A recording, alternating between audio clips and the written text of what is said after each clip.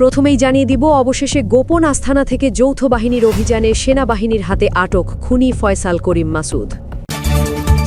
এরপর থাকছে কাটা দিয়ে কাটা তুলছে জামাত, যেভাবে জামাতকে ক্ষমতায় আনছে বিএনপি। এবং সবশেষে দেখবেন প্রাথমিক জিজ্ঞাসাবাদে হাদি হত্যার মাস্টার মাইন্ড সম্পর্কে যে চাঞ্চল্যকর তথ্য দিলেন শুটার ফয়সাল করিম মাসুদ। এতক্ষণ শুনছিলেন সংবাদ শিরোনাম, এখন থাকছে বিস্তারিত। ঢাকার রাজনৈতিক অঙ্গনে আলোচিত ওসমান হাদিকে গুলি করে হত্যার পর দীর্ঘদিন ধরে যে নামটি ঘুরপাক খাচ্ছিল, সেই খুনি ফয়সাল করিম মাসুদকে অবশেষে গ্রেফতারের খবর ছড়িয়ে পড়ে।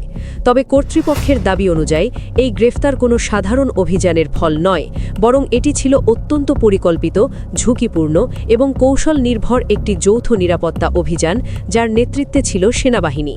যদিও পুরো ঘটনাটি এখনও তদন্তাধীন এবং আইনি প্রক্রিয়ার বাইরে গিয়ে কাউকে চূড়ান্তভাবে দোষী সাব্যস্ত করা হয়নি, তবুও অভিযানের ধরন ও প্রস্তুতি নিয়ে জনমনে ব্যাপক কৌতূহল তৈরি হয়েছে। নিরাপত্তা সূত্র জানায়, ঘটনার পরপরই সন্দেহভাজন ফয়সাল করিম মাসুদ আত্মগোপনে চলে যান এবং নিয়মিত অবস্থান পরিবর্তন করতে থাকেন। মোবাইল ফোন ব্যবহারের সীমাবদ্ধতা, ছদ্মবেশে চলাফেরা এবং পরিচিত নেটওয়ার্ক এড়িয়ে চলার মতো কৌশলের কারণে তাকে শনাক্ত ও গ্রেফতার করতে একাধিক সংস্থাকে দীর্ঘ সময় নজরদারি চালাতে হয়। সেনাবাহিনীর একটি বিশেষ দল গোয়েন্দা তথ্য বিশ্লেষণ করে ধারণা করে যে তিনি রাজধানীর বাইরে একটি আধা শহুরে এলাকায় আশ্রয় নিয়েছেন, যেখানে সরাসরি অভিযান চালালে সংঘর্ষের ঝুঁকি ছিল। এই প্রেক্ষাপটে সেনাবাহিনী সরাসরি অভিযানে না গিয়ে প্রথমে একটি বিভ্রান্তিমূলক কৌশল গ্রহণ করে। স্থানীয় পর্যায়ে অন্য একটি নিরাপত্তা তৎপরতার আভাস ছড়িয়ে সন্দেহভাজনের গতিবিধি পর্যবেক্ষণ করা হয়। একই সঙ্গে সাদা পোশাকে একটি দল সাধারণ মানুষের মতো আশপাশের এলাকায় অবস্থান নেয়। কয়েকদিনের নিবিড় পর্যবেক্ষণের পর নিশ্চিত হওয়া যায় যে সন্দেহভাজন একটি নির্দিষ্ট স্থানে নিয়মিত যাতায়াত করছেন, যদিও তিনি সবসময় সম্ভাব্য নিরাপত্তা ঝুঁকি বিবেচনায় অত্যন্ত সতর্ক ছিলেন। অভিযানের দিন ভোরে সেনাবাহিনীর বিশেষ ইউনিট এলাকাকে ঘিরে ফেলে, তবে প্রচলিত অর্থে কোনো নাটকীয় ধাওয়া বা প্রকাশ্য অস্ত্র প্রদর্শনের পথে না গিয়ে তারা প্রয়োগ করে একটি মনস্তাত্ত্বিক কৌশল। সন্দেহভাজনের সঙ্গে যোগাযোগ থাকা এক পরিচিত ব্যক্তির মাধ্যমে একটি নিরীহ সাক্ষাতের প্রস্তাব দেওয়া হয়। সূত্র বলছে, সেই সাক্ষাতের স্থানেই নিঃশব্দে নিরাপত্তা বলয় তৈরি করা হয়, যাতে আশপাশের সাধারণ মানুষ কিংবা স্থাপনার কোনো ক্ষতি না হয়। সন্দেহভাজন সেখানে পৌঁছলে সেনাবাহিনীর সদস্যরা নিজেদের পরিচয় প্রকাশ না করে তাকে কথোপকথনে ব্যস্ত রাখে। উপযুক্ত মুহূর্তে চারদিক থেকে ঘিরে ধরে তাকে নিয়ন্ত্রণে নেওয়া হয়। পুরো অভিযানে কোথাও গুলির শব্দ শোনা যায়নি, কেউ আহতও হয়নি। এলাকাবাসীর বড় একটি অংশ শেষ পর্যন্ত বুঝতেই পারেনি সেখানে কি ঘটেছে। নিরাপত্তা বাহিনীর ভাষ্য অনুযায়ী এটাই ছিল অভিযানের প্রধান লক্ষ্য, রক্তপাত এড়িয়ে পরিস্থিতি সম্পূর্ণ নিয়ন্ত্রণে রাখা। গ্রেফতারের পর সন্দেহভাজন ফয়সাল করিম মাসুদকে প্রাথমিক জিজ্ঞাসাবাদের জন্য সেনাবাহিনীর তত্ত্বাবধানে রাখা হয় এবং পরবর্তীতে তাকে আইন শৃঙ্খলা বাহিনীর কাছে হস্তান্তরের প্রক্রিয়া শুরু হয়। এদিকে অন্য একটি সূত্র সম্পূর্ণ ভিন্ন দাবি তুলেছে। তাদের বক্তব্য অনুযায়ী ফয়সাল রাজধানীর বাইরে নয়, বরং রাষ্ট্রপতির তত্ত্বাবধানেই ছিলেন। রাষ্ট্রপতিকে আড়াল করতেই এত গোপনীয়তা এবং শেষে রাজধানীর বাইরে থেকে আটকের গল্প সাজানো হয়েছে বলে অভিযোগ উঠেছে। এই প্রেক্ষাপটে অন্তর্বর্তীকালীন সরকারের প্রধান উপদেষ্টা ড. মুহাম্মদ ইউনুস সরাসরি রাষ্ট্রপতির উদ্দেশ্যে অত্যন্ত কঠোর ভাষায় প্রশ্ন তোলেন। তিনি বলেন, আমি সারা জীবন শান্তি ও ন্যায়ের কথা বলেছি, কিন্তু আমার সরকার কি তাহলে খুনিদের আশ্রয়স্থল হয়ে দাঁড়িয়েছে? আপনার সরকারি বাসভবনে খুনি ফয়সালকে পাওয়া গেছে, এটা কি কোনো ষড়যন্ত্র নয়? যে ফয়সালের হাতে সাধারণ মানুষের রক্ত লেগে আছে, তাকে আপনি নিজের ছাদের নিচে আশ্রয় দিয়েছেন। শুধু তাই নয়, তথ্য প্রমাণ বলছে হাদিকে সরিয়ে দেওয়ার জন্য আপনি তাকে মোটা অঙ্কের টাকা দিয়েছিলেন। ইউনুস আরও বলেন, আমি কি এই বাংলাদেশ গড়ার স্বপ্ন দেখিয়েছিলাম?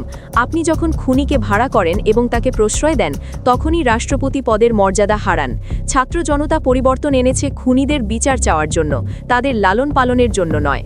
চমকের পর চমক, কেঁচো খুঁড়তে গিয়ে যেন সাপ বেরিয়ে আসছে। অবশেষে জট খুলতে শুরু করেছে ইনকিলাব মঞ্চের মুখপাত্র শরীফ ওসমান হাদির হত্যাকাণ্ডের। এতদিন আড়ালে থাকা মূল হোতাদের মুখোশ ধীরে ধীরে খসে পড়ছে। পুলিশি তদন্তে বেরিয়ে আসছে এমন সব চাঞ্চল্যকর তথ্য যা দেশের রাজনৈতিক অঙ্গনে রীতিমতো তোলপাড় সৃষ্টি করেছে। হাদি হত্যার মাস্টারমাইন্ড হিসেবে উঠে আসছে একাধিক হাই প্রোফাইল নাম, যার মধ্যে সবচেয়ে বড় চমক হিসেবে আলোচনায় এসেছে রাষ্ট্রপতির নাম। তদন্ত সংশ্লিষ্ট একাধিক সূত্র জানিয়েছে এই হত্যাকাণ্ড কোনো বিচ্ছিন্ন ঘটনা ছিল না, বরং এটি ছিল সুদূর প্রসারী এক গভীর ষড়যন্ত্রের অংশ। পুলিশের হাতে আসা সিসিটিভি ফুটেজ, কল রেকর্ড এবং সম্প্রতি গ্রেফতার হওয়া আসামিদের জবানবন্দিতে বারবার ইঙ্গিত মিলছে একটি বিশেষ মহলের দিকে। তদন্তে আরও দেখা গেছে হত্যাকাণ্ডের আগে ও পরে বিপুল অঙ্কের সন্দেহজনক আর্থিক লেনদেন হয়েছে। সেই অর্থের উৎস ও গন্তব্য অনুসন্ধান করতে গিয়েই গোয়েন্দাদের রাডারে আসে রাষ্ট্রপতির নাম। অভিযোগ রয়েছে কখনো সামাজিক মাধ্যমে, কখনো প্রশাসনের ভেতর থেকেই বিভ্রান্তিকর তথ্য ছড়ানো হয়েছে যাতে রাষ্ট্রপতির নাম সামনে না আসে। তবে হাদির খুনির অবস্থান নিয়ে সর্বশেষ যে তথ্য সামনে এসেছে তা শুনলে যে কেউ চমকে উঠবেন। রাষ্ট্রপতির সরকারি বাসভবনে দায়িত্বশীল এক পুলিশ কর্মকর্তার বরাতে জানা গেছে শহীদ উসমান হাদির খুনি ও সাবেক ছাত্রলীগ নেতা ফয়সাল করিম মাসুদকে সেখান থেকেই আটক করা হয়েছে। তিনি আরও দাবি করেন, হাদিকে গুলি করার জন্য রাষ্ট্রপতি নিজেই ফয়সালকে বড় অঙ্কের অর্থ জুগিয়েছিলেন। প্রশ্ন উঠছে, রাষ্ট্রের সর্বোচ্চ অভিভাবকের আসনে বসে একজন খুনিকে ভাড়া করা এবং তাকে পাহারা দেওয়া আদৌ কিভাবে সম্ভব? শরীফ ওসমান হাদির হত্যাকাণ্ড এখন আর শুধু একটি খুনের ঘটনা নয়, এটি রূপ নিচ্ছে ক্ষমতা, ভয় এবং বিশ্বাসঘাতকতার এক ভয়ঙ্কর অধ্যায়। এতদিন যে সন্দেহকে সত্য বলে ধরে নেওয়া হয়েছিল, সেই সন্দেহের মধ্যেই লুকিয়েছিল সবচেয়ে বড় ভুল। আর সেই ভুল ধরতেই এবার নড়ে চড়ে বসেছে ইউনূস প্রশাসন। প্রথমবারের মতো প্রশাসনের হাত পৌঁছেছে ঠিক সেই জায়গায় যেখানে এতদিন কেউ আলো ফেলেনি। রাজনৈতিক অন্দরমহলে শুরু হয়েছে চাপা উত্তেজনা। মোহাম্মদ ইউনূস ও সেনাপ্রধান ওয়াকারুজ্জামানের মধ্যকার সম্পর্ক নিয়ে চলছে ভাঙনের খেলা, যার ঢেউ গিয়ে লাগছে হাদি হত্যাকাণ্ডের তদন্তে। এতদিন সাধারণ মানুষকে যে গল্প শোনানো হয়েছিল, হাদিকে হত্যা করেছে ফয়সাল করিম মাসুদ আর সে ভারতে পালিয়ে গেছে, সেই গল্প এখন ভেঙে পড়ছে। কারণ আশ্চর্যজনকভাবে প্রশাসনের পক্ষ থেকে এমন কোনো চূড়ান্ত তথ্য কখনোই প্রকাশ করা হয়নি, বরং ডিজিএফআই এর অনুসন্ধানে বেরিয়ে এসেছে এক ভয়ঙ্কর সত্য, যেখানে শুটার ফয়সালের নামের সঙ্গে জড়িয়ে যাচ্ছে এমন এক শক্তি যার ছায়া সেনাপ্রধান পর্যন্ত বিস্তৃত বলে আলোচনা চলছে। এর মধ্যেই সামনে এসেছে আরেকটি গুরুত্বপূর্ণ তথ্য। তদন্ত সংশ্লিষ্ট সূত্র বলছে, হাদি হত্যার পেছনে এমন একজনের হাত রয়েছে যার কারণে শুটারকে জীবিত পাওয়া প্রায় অসম্ভব। কারণ ফয়সাল করিম মাসুদ যদি বেঁচে থাকে, তাহলে ফাঁস হয়ে যেতে পারে সেই নাম যে দাবার বোর্ডে বসে পুরো খেলাটি নিয়ন্ত্রণ করেছে। সবচেয়ে বড় প্রশ্ন এখানেই, ওসমান হাদির সঙ্গে রাষ্ট্রপতি ও সেনাপ্রধানের সম্পর্কটা আসলে কি ছিল? কি এমন জানতেন হাদি, যার কারণে তাকে দুনিয়া থেকে সরিয়ে দেওয়ায় একমাত্র সমাধান হয়ে দাঁড়িয়েছিল? মানুষ আজ চিৎকার করে বলছে, হাদির রক্তের প্রতিটি ফোঁটা বিচার চায়। প্রিয় দর্শক, আপনারাও যদি হাদি হত্যার মূল হোতাদের বিচার চান, কমেন্টে লিখুন, হাদি হত্যার বিচার চাই।